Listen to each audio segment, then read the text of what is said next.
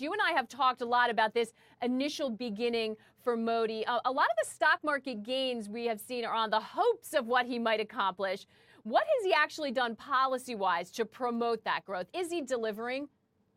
Well, Maggie, it all depends on how you spin it. Now, as you know, Modi has many supporters, obviously here in India, but also in the United States, as you saw from those pictures you were showing us from New York's Madison Square Gardens. Now, these supporters will say that Modi's biggest achievement so far has been to change the mindset in India and to change perceptions about India.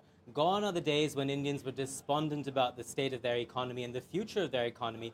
Instead, now they're much more optimistic, and Modi's supporters will say that all of these promises that he's making, once he actually manages to implement them, you will see a new, different, vibrant, successful India, a country that's growing at the speed of China.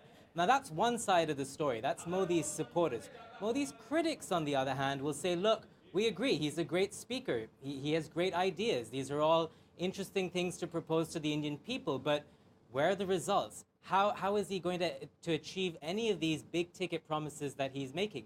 And Maggie, I have to say, there is no easy answer to any of these things. The pro and con of this debate is best encapsulated by something that happened last week. Modi launched his Make in India movement. It's essentially a fancy way of saying that he wants to revive manufacturing in India. And many CEOs were there. Modi made a great speech himself. And in that speech, he talked about how manufacturing would be India's future. It would create jobs. It would transform the nation. But many of us who were there, we left it just wondering, how is he going to deliver on these big, sweeping promises? They might be simple ideas, but it's very difficult to transform those ideas into action. And so for now, the message from the administration seems to be, have faith in Modi. And the markets are following that.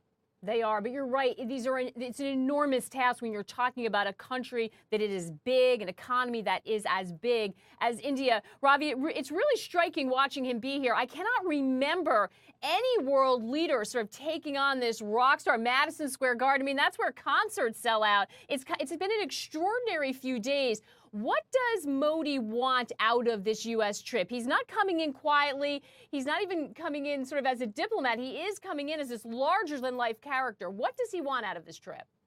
Well, he's been on a foreign policy spree. He's been to Japan. He's been to Brazil. But this is the big one.